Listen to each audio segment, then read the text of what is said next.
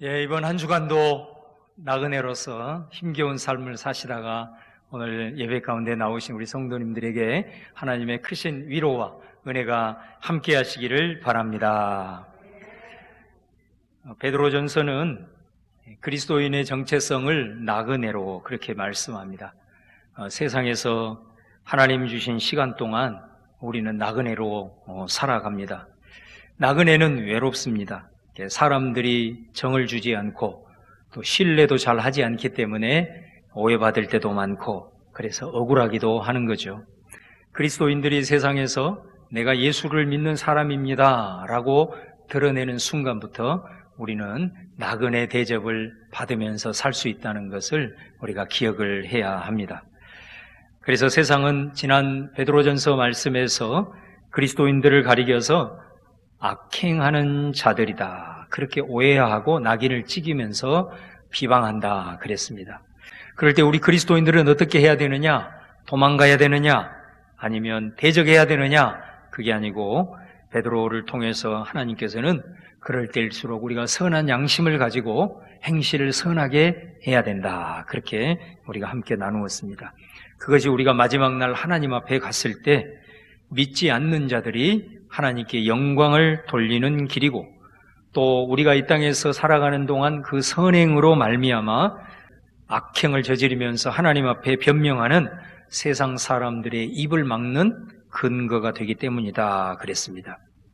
그래서 저와 여러분들은 마지막 날 주님 앞에 섰을 때 이 땅에서 내게 베풀어 주신 은혜를 내가 어떻게 보답을 할까 그렇게 고백했던 시편 기자처럼 이 땅에 사는 동안 나의 선행을 증명해 줄 수 있는 그 증인들을 한 사람 한 사람 세워가는 것이고 또 나 역시도 악을 행한 세상 사람들이 받을 심판이 합당하다는 것을 증명해 주는 하나님의 증인이라는 사실을 기억을 하고 우리의 주어진 하루하루의 삶을 살아가야 합니다.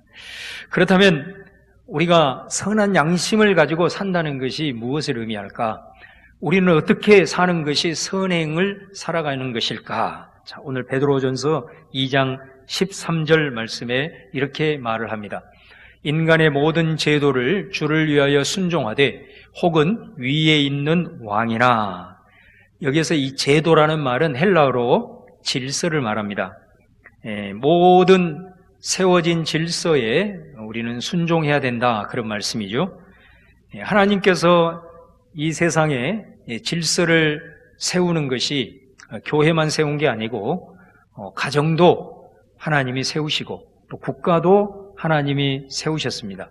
하나님이 세우신 모든 기관에는 질서가 있습니다. 권위체계가 있다는 거죠. 그래서 그 권위체계에 우리 그리스도인들은 합당에 순종하며 살아가야 된다는 말씀입니다. 그러면서 오늘 말씀에 누구를 위해서 우리가 그렇게 순종하면서 살아가야 되느냐? 오늘 말씀에 보면 주를 위해서 그렇게 살아가야 된다라는 거죠. 이 말씀 속에는 우리가 믿는 주님은 모든 인간사에 있어서 질서의 주관자가 되시고 만물의 주권자가 되신다라는 것을 믿음으로 고백을 하는 것입니다. 그래서 주님이 세웠기 때문에 그 주님의 질서에 우리가 순종한다는 것은 하나님의 백성들로서는 아주 당연한 일이다라는 것입니다. 이 모든 인간의 질서를 언급하면서 이제 구체적으로 위에 있는 왕 그리고 14절에 보면은 총독 그런 사람들에게 하라는 것입니다. 왕이나 총독은 무엇을 가리킬까요? 바로 그것은 세속의 정부를 가리키는 겁니다. 국가 권력을 의미하는 것입니다. 그래서 세속의 정부에 순종하라 그런 말씀인 거죠. 자, 그렇다면 우리가 맹목적으로 순종을 하는 것이냐? 국가가 불의를 행하고 불법을 우리에게 강요할 때도 우리는 순종해야 되느냐? 그래서 단서를 달아놓는 겁니다. 주님을 위하여 13절에 그 다음에 14절에는 어떤 단서를 달아놓냐면 혹은 그가 악행하는 자를 징벌하고 선행하는 자를 포상하기 위하여 보낸 총독 여기서 그는 세속의 정부죠. 정부가 악행하는 자를 징벌하고 선행하는 자를 포상하는 그런 정의를 수행할 때 우리는 마땅히 그 일을 협력하고 그 일에 우리가 함께 순종하며 나아가야 된다라는 말씀입니다. 여러분, 이 베드로전서가 기록된 당시에는 그리스도인들이 참 힘든 시대를 살았습니다. 왜냐하면 당시에 그리스도인들은 공식적인 종교로 인정을 받지 못했습니다. 유대교는 인정을 받았는데 기독교는 인정을 받지를 못했기 때문에 얼마나 그것이 힘들었겠습니까? 또 이 로마는 그 광대한 제국을 통치하기 위해서 많은 수단들을 활용을 했습니다. 그 중에 하나가 뭐냐면 길을 닦는 겁니다. 그래서 모든 길은 로마로 통한다, 그런 말도 있잖아요. 그래서 어느 지역에 반란이 일어났을 때 그 지역을 재빨리 제압하기 위해서 길을 잘 닦아놓은 거예요. 그러나 그것으로도 역부족인 것이었습니다. 그래서 또 효율적인 통치를 위해서 만든 게 법이었습니다. 로마 법 하면 또 아주 유명한 그런 것 아니겠습니까? 그것도 한계를 가지고 있었어요. 가장 광대한 제국을 통치하는 데 있어서 효율적인 것이 뭐였느냐면 종교였습니다. 그래서 로마는 황제를 신격화해서 그 황제를 숭배하게 하는 황제 숭배 사상을 강요를 하게 된 것입니다. 여러분, 그리스도인들은 여기에 따를 수가 없었던 것이죠. 이거는 주님을 위한 일이 아니기 때문에 아무리 그것이 법으로 결정이 되고 강요를 해도 그리스도인들은 내가 가난하게 살든 아니면 이것 때문에 죽는 한이 있더라도 이 일은 할 수가 없었던 것입니다. 그래서 거부를 한 것입니다. 그래서 이 베드로전서의 말씀에 의하면은 세속의 정부의 모든 일에 순복하라는 것이 아니고 그들이 악행한 자를 징벌하고 선행하는 자를 포상하는, 다시 말하면 사회의 정의를 세워가는 그 일에 그리스도인들은 절대적으로 협력하고 순복해야 된다라는 그런 말씀이 되는 겁니다. 세속의 정부가 이 악행하는 자를 징벌하고 선행하는 자를 포상하기 위해서 법과 제도를 마련하는 거 아니겠습니까? 우리 그리스도인들이 나그네로 이 땅에서 살아가는 동안 선행을 해야 된다라고 얘기를 하면, 선행하면 먼저 딱 생각하는 것이 구제를 생각합니다.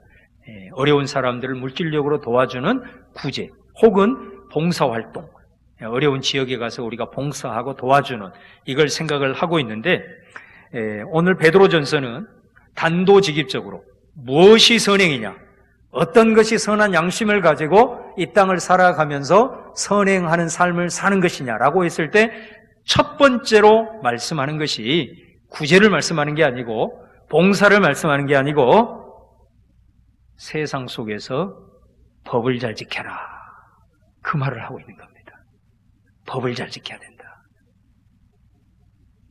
세속의 정부가, 국가 권력이 세운 법과 제도를 잘 지키는 것, 그것이 선행이다 라고 오늘 말씀을 하고 있는 겁니다. 여러분, 이 국가 권력이 세운 법은 우리만 지키는 게 아닙니다. 이 국가에서 살아가고 있는 모든 시민은, 그리스도인은 비그리스도인이든 예외 없이 법을 지키면서 살아갑니다. 그런데 여러분, 우리 그리스도인들은 어떻습니까? 사실 국가가 세워놓은, 마련한 이 법이나 제도들보다도 훨씬 더 수준 높은, 성경에 나와 있는 하나님의 법의 기준을 따라서 사실 우리는 사는 사람들이잖아요. 그리스도인들이 어떻게 하나님의 법을 따라 살아가야 될 것인가, 그것을 가장 잘 요약해 주는 것이 뭐냐면 십계명입니다. 근데 요즘 이 십계명에 1계명이 더 추가가 되었다고 해요. 11계명이라고 합니다. 1계명은 나 외 다른 신을 내게 두지 말지니라. 10계명이 뭐예요? 내 이웃의 것을 탐내지 말라. 1계명에서 10계명까지 똑같아요. 그런데 11계명이 뭐냐면 들키지만 마라. 이게 11계명이랍니다. 10계명 다 어겨도 안 들키기만 하면 돼. 그러니까 이거는 거룩한 하나님의 법인 10계명이 하나님을 알지 못하는 세상의 기준으로 전락했다는 것을 비꼬는 그런 말이 되겠네요. 세상 사람들도 정의 실현을 위해서 법을 만들었습니다. 그리고 그 법을 따라서 살아갑니다. 세상에서 법을 어겨도 또 들키지만 않으면 처벌을 받지 않는 것이 사실은 또 현실이잖아요. 그래서 교묘하게 들키지 않게 또 그 법망을 피해서 살아가는 세상 사람들도 많이 있습니다. 근데 여러분, 우리 그리스도인은 어떻습니까? 우리 그리스도인은 들키지만 않으면 되는 겁니까? 그러지 않잖아요. 우리는 살아가는 모든 삶이 누구 앞에서 하는 겁니까? 바로 하나님 앞에서 살아가는 사람들입니다. 하나님께서는 그분의 눈으로 온 땅을 두루 감찰하신다. 심지어 우리 인간의 폐부와 심장까지라도 다 보고 계신다. 이렇게 말씀합니다. 하나님의 눈을 피할 자가 누가 있겠습니까? 우리 그리스도인들은 그냥 들키지만 않으면 되는 사람들이 아니라 피하려도 피할 수 없는 하나님의 눈앞에서 살아가는 자들이다라는 거죠. 그런데도 우리가 그리스도인임에도 불구하고 혹이라도 이 12계명처럼 들키지만 않으면 된다라는 의식을 가지고 있다고 한다면 우리가 세상에서 살아갈 때에 믿는 사람들도 그리스도인으로서 하나님을 의식하고 살아가는 것이 아니라는 것을 우리 스스로가 증명하는 일이 된다는 것이죠. 여러분, 더 나아가서 예수님이 산상수훈에서 10계명을 언급하면서 이런 말씀을 하셨습니다. 10계명 6계명을 말씀하시면서 너희는 살인하지 말라라는 말씀을 들었거니와 나는 너희에게 말한다. 형제를 향하여 미련한 놈이라고 욕하고 형제를 미워하여 분을 내는 자는 지옥불에 들어가리라. 이게 무슨 말이에요? 이러한 행위는 살인을 범하는 것하고 똑같은 죄라는 겁니다. 또 너희가 7계 간음하지 말라라는 말을 들었거니와 나는 너희에게 말한다. 여자를 보고 음욕을 품는 자마다 이미 간음하였느니라. 이렇게 주님이 말씀을 하셨다. 10계명을 해석을 하면서 이렇게 말씀을 하셨습니다. 이 무슨 말이죠? 성경에서 말하는 법은 단순히 겉으로 드러나는 그런 차원이 아니라는 겁니다. 성경에서 말하고 있는 삶의 기준이라고 하는 것은 하나님의 법은 우리들의 동기를 살핀다라는 겁니다. 세상의 법은 겉으로 드러나는 것을 가지고 처벌을 하고 또 잘했다고 칭찬을 하지만 하나님의 법은 뭐냐면 예수님의 말씀에 근거하면 우리들의 행위뿐만이 아니라 드러나지 않는 마음의 동기까지도 보는 그런 법이라는 것입니다. 그것이 우리 그리스도인들이 기준으로 살아가는 하나님의 법이다 이거죠. 세상 사람들이 상식적으로 생각하는 세상의 법의 기준과 하나님이 세우신 법은 근본적으로 수준이 다른 것이다 이 말입니다. 우리는 동기까지 살피는 그런 삶의 기준을 가지고 살아가는 자들이 하나님의 사람들이다라는 거죠. 우리가 이걸 어떻게 우리가 지킬 수 있느냐? 마음의 동기까지 어떻게 우리가 선하게 할 수 있느냐? 여러분, 그래서 주님께서는 기도하라고 하신 거예요. 우리 힘으로는 도저히 안 되는 거예요. 그래서 기도하라는 거예요. 기도해야 하나님께서 이 계명을 주신 분이 그 계명을 지킬 수 있는 능력을 주심으로 우리가 이 모든 것을 준행하고 하나님 앞에 부끄럽지만 흉내라도 낼 수 있는 거지, 기도하지 아니하고 하나님 의지하지 아니하면 우리는 이 법이 우리에게 주어졌어도 우리는 세상 사람들처럼 똑같이 그렇게 살아갈 수밖에 없는 존재들이다라는 것을 우리에게 말씀하는 겁니다. 여러분, 그럼에도 불구하고 우리가 이 성경적인 기준에 도달하면서 살아가는 것이 우리들의 모습일진데 그것조차 기대할 수 없고 도리어 세상 모든 사람들이 시민으로서 지키는 그 법과 제도마저도 어기고 그것으로 인해서 세상으로부터 비난을 받고 있다면 어떻게 되겠습니까, 여러분? 오늘 말씀이 사실 이 시대를 살아가고 있는 그리스도인들에게 적용을 할 때는 사실 좀 부끄러운 말입니다. 왜냐하면 이 말씀을 할 때에 그 말씀을, 이 편지를 받고 있는 당시 그리스도인들은 당시 그 로마 정부를 굉장히 긴장감을 가지고 바라보았습니다. 과연 이 로마 정부에 그리스도인이 협력하는 것이 합당한 일이냐, 이런 고민을 하고 살았다라는 것입니다. 예를 들면 이 베드로전서가 기록된 이후에 얼마 후에 기록된 신약 성경 요한계시록을 보면 로마 정부를 뭐라고 표현합니까? 짐승이라고 표현을 한다 이거죠. 마귀의 하수인인 짐승이라고 표현을 하고 있어요. 또 로마 정부를 뭐라고 표현하냐면 바벨론의 음녀라고 말을 하고 있어요. 도저히 그런 정부와 어떻게 협력할 수 있겠습니까? 도저히 협력할 수 없는 거고, 그런 부분들에 있어서는 우리가 저항을 해야 되는 거죠. 당시 그리스도인의 당시의 상황이었습니다, 이게. 자, 그런데 말이죠. 그런 종교적으로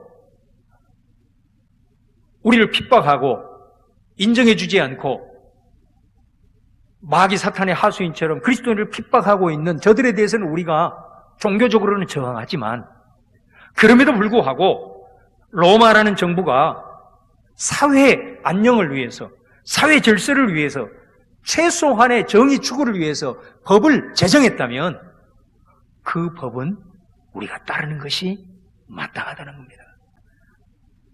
로마서 13장의 사도 바울도 이와 비슷한 말씀을 합니다. 로마 13장 1절 말씀에 각 사람은 위에 있는 권세들에게 복종해라.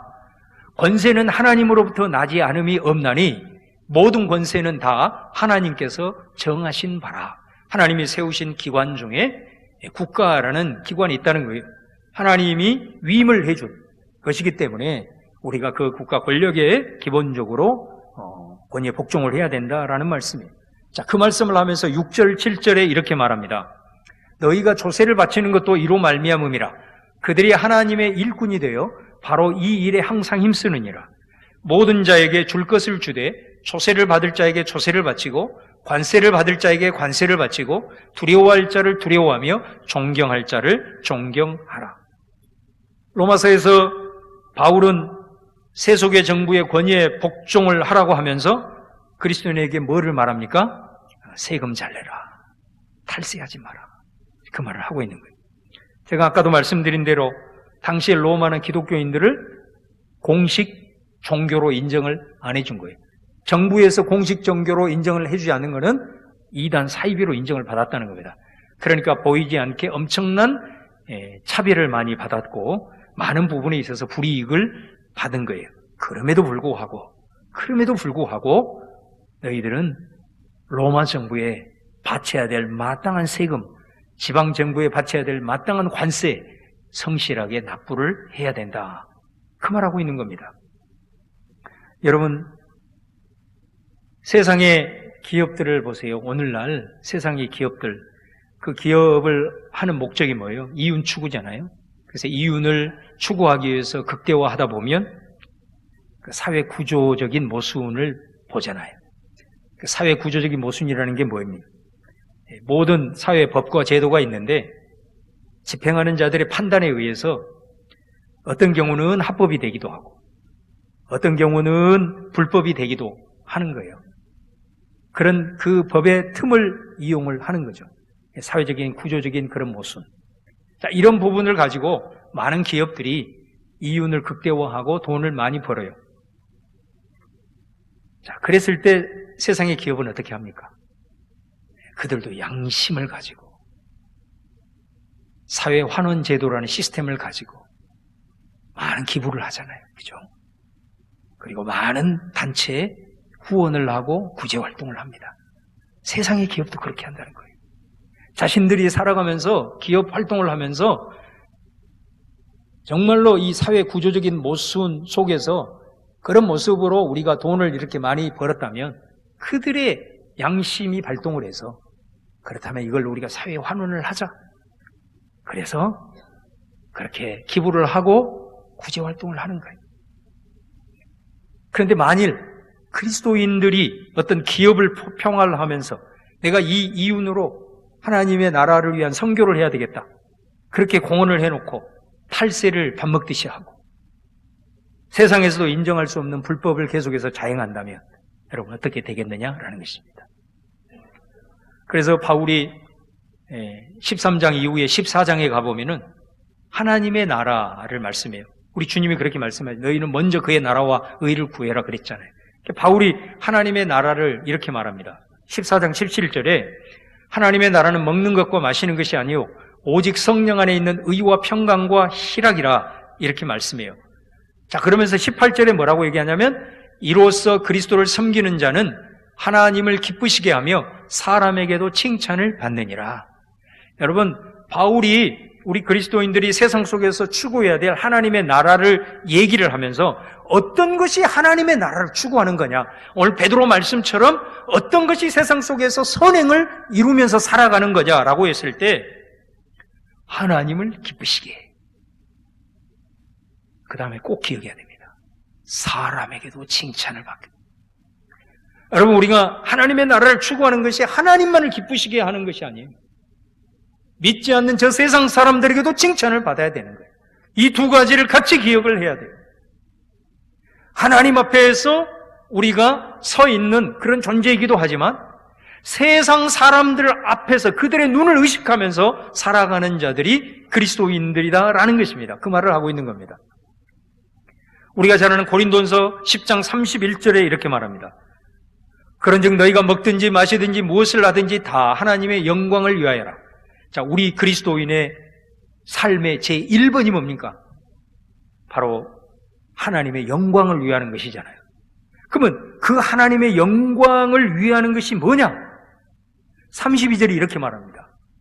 유대인에게나 헬라인에게나 하나님의 교회에나 거치는 자가 되지 말고, 33절에 나와 같이 모든 일에 모든 사람을 기쁘게 하여 자신의 유익을 구하지 아니하고 많은 사람의 유익을 구하여 그들로 구원을 받게 하라. 여러분, 우리가 하나님의 영광을 위해서 살아갑니다. 막연한 게 아니라는 거죠. 바울이 말한 하나님의 영광을 위한 게 뭐예요? 다른 것이 아닙니다. 유대인들에게, 헬라인들에게 거치는 자가 되지 마라. 그러고 난 다음에 뭘 얘기해요? 하나님의 교회에도 거치는 자가 되지 말라. 바울이 말합니다. 하나님의 영광을 위하는 것은 교회 성도들 안에서, 믿는 형제들 안에서 우리가 거치는 자가 되지 않는 것, 그것보다도 더 우선적인 것은 믿지 않는 세상 사람들에게 거치는 자가 되지 않는 것이다라고 말하는 거예요. 그게 하나님의 영광을 위하는 것이라고 말씀을 하는 겁니다. 그러면 33절에 모든 일에 모든 사람을 기쁘게 하여 이렇게 말하잖아요. 여기서 모든 일이 뭘까요? 우리가 하나님 앞에 드리는 예배, 기도, 찬양, 지금 오늘 이 모습이 모든 일, 그 범주에 속하는 거고, 이것만이 아니고 우리가 세상에서 행하는 일들입니다. 그것도 포함하는 겁니다. 여러분들이 직장에서 하는 업무, 직장에서 일을 하는 자세, 모든 일입니다. 이게 이 모든 일에 뭐라고요? 사람을 기쁘게 하여 그 사람들에게 인정을 받으며, 그런 말이죠. 또 모든 사람, 방금 말씀드린 대로 예수 믿는 형제 자매들을 포함해서 믿지 않는 사람들 다 포함하는 것을 의미하는 거예요. 그래서 모든 일과 모든 사람에게 기쁘게 하라. 얼마나 우리가 하나님의 영광을 위해서 세상 사람들의 눈을 의식하면서 우리가 살아가야 될 것인가, 세상 사람들에게 칭찬을 받으면서 살아가는 것이 얼마나 중요한가라는 것을 바울은 하나님의 나라를 위해서, 또 주의 영광을 위해서 이런 표현을 쓰면서 이 말씀을 하고 있는 것을 보게 되는 겁니다.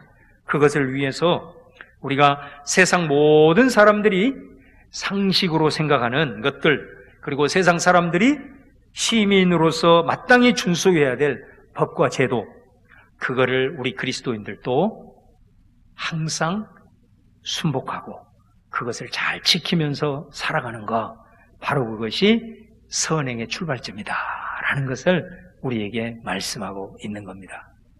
우리는 세상의 법과 제도보다는 훨씬 더 차원 높은 수준의 하나님의 법을 붙들고 살아가야 되는 사람인데, 그런 기준으로 살기는커녕 오히려 세상 사람들이 생각하는 상식의 수준에도 이르지 못하고 그들이 지키는 마땅히 세상의 시민으로서의 법을 준행하지도 못한다고 한다면 과연 어떻게 되겠느냐라는 것입니다. 저는 오늘 이 말씀을 준비하면서 참 제 스스로도 부끄럽고, 또 우리 그리스도인 한 사람 한 사람이 참 많이 부끄러워할 수 있는 그런 대목이다라는 것. 지금 상황이 어떻게 보면 그런 상황이 아니라, 유명한 그리스도인들이, 공인으로 드러난 그리스도인들이 법을 어기고 세상 사람들한테 비난을 받기도 하고요. 교회 안에서 일어난 여러 가지 불법적인 일들로 인해서 세상의 원성을 듣기도 하고, 그리스도인들이 세상 살아가면서 믿지 않는 이웃들에게 기본적인 법과 제도를 지키지 않음으로써 그 교회의 권위가 추락하고 있는 이런 현실을 우리가 참 부인하기가 힘든 그런 상황이라. 여러분, 요즘 우리 성도들 이렇게 만나면 얼마나 교회를 걱정하는지 몰라요. 뭘 걱정하냐? 교회가 전도하기가 너무 힘들어졌다 이거예요. 그리고 점점 교회가 침체되고 있는 것 같다. 기독교 인구가 줄어들고 있는 것 같다. 이런 그런 염려들을 많이 하고 있는 것 같아요. 저 역시도 마찬가지입니다. 그런데 저는 이 말씀을 준비하고 곰곰이 한번 묵상을 해봤어요. 그랬더니 내 마음 가운데, 야, 내가 지금 이 상황에서 염려하고 걱정하는 것도 내 중심적이구나. 교회가 사람이 떨어지고 교회가 침체되고 이걸 걱정하고 있구나. 그것을 염려하고 있는 나 자신은 정작 이런 상황으로 인해서 하나님의 영광이 가리워지는 것에 대해서 나는 지금 염려하고 있느냐. 하나님의 그 거룩하신 이름이 조롱을 받고 있는 그 하나님에 대한 염려와 가슴의 통회함이 내 안에 있느냐. 이런 상황 속에서도 하나님의 거룩하신 이름을 생각하기 전에 하나님의 그 영광이 훼손되는 것은 생각 안 하고 여전히 교회 숫자가 떨어지고 교회가 침체되는 것, 전도하기 힘든 것 여전히 내 중심적으로 생각하고 있는 이 모습이 얼마나 하나님 앞에는 가증스러운 일일까, 그런 생각을 해보는 거죠. 여러분, 우리가 다시 한번 하나님의 영광이 드러나고 하나님의 이름이 거룩해지고 하나님의 교회가 다시 회복되어야 한다면 많은 목회적인 전략도 필요하고 미래 사회에 분석하면서 대응하는 것도 매우 필요하리라고 여겨집니다. 그러나 그 모든 것들보다도 본질적으로 생각해야 되는 것은 그리스도인들이 세상 속에서 선행을 추구하는 겁니다. 그리스도인들이 먼저 세상 사람들이 상식이라고 생각하는 법부터 잘 지키는 것, 그것이 출발입니다. 그것으로 시작을 해야 됩니다. 하나님께서 어찌 보면 지금 그런 교회를 찾고 있는지도 모르겠습니다. 그런 생각을 가지고 정말로 내 혼자지만은 내 홀로라도 이 말씀 앞에 한번 정직하게 내 자신을 성찰하고 내가 몸부림을 치면서 그렇게 살아보리라고 다짐하며 결단하는 그런 그리스도인들을 찾고 있는지도 모르겠습니다. 이사야 6장에 보면 하나님이 유다 백성들을 심판할 때 나무에 비유하면서 나무에 가지를 치고 나무에 줄기를 자를 때도 유다 백성들은 완악해서 하나님 앞에 돌이키지 않습니다. 언제 그 완악함이 없어지냐? 나무가 완전히 밑둥까지 싹 잘라질 때, 망할 때에 비로소 사람들은 자기 고집 꺾고 완악함으로부터 벗어난다는 거예요. 그래서 하나님이 심판한다는 거예요. 그러면 남는 게 뭐냐? 마지막 밑둥 구루터기만 남아요. 그런데 주님이 뭐라 그럽니까? 이 남은 구루터기, 아무 소망이 없는 구루터기를 통해서 하나님의 나라는 확장이 된다. 그 구루터기가 신약에 와서 12제자를 말하는 거예요. 대부분의 유대인들은 하나님의 나라를 가져온 예수님을 거부하고 예수님을 십자가에 못 박았지만 그 12명, 수백만의 유대인 중에서 그 12명, 그 구루터기만 남아서 그 12제자 사도를 통해서 하나님의 나라가 전 세계에 증거되었던 것, 이게 하나님의 역사다라는 거예요. 여러분, 하나님은 살아계십니다. 하나님의 교회는 절대로 무너지지 않습니다. 촛대는 옮겨질지 몰라도. 여러분, 이 시대 가운데 정말로 어떤 교회를 찾으시고 어떤 그리스도인을 찾는가? 우리가 나그네라고 해서 자꾸 세상으로부터 도피하고 세상과는 나와는 상관없다는 식으로 내 멋대로 살아가는 것이 아니라 우리가 주님이 원하시는 선행, 그것은 다른 것이 아니고 세상 속에서, 세속사회 속에서 규정해 놓은 법부터 잘 지키고 탈세하지 않냐고 세금 잘 내고 그리고 세상 사람들이 상식적으로 생각하는 것들을 우리가 어기지 않고 함께 더불어 살아가는 이 모습을 추구하며 나갈 때 하나님께서는 다시 우리를 일으키시고 하나님의 거룩한 뜻을 교회를 통해서 이 땅 가운데 이루어 주실 줄로 믿습니다.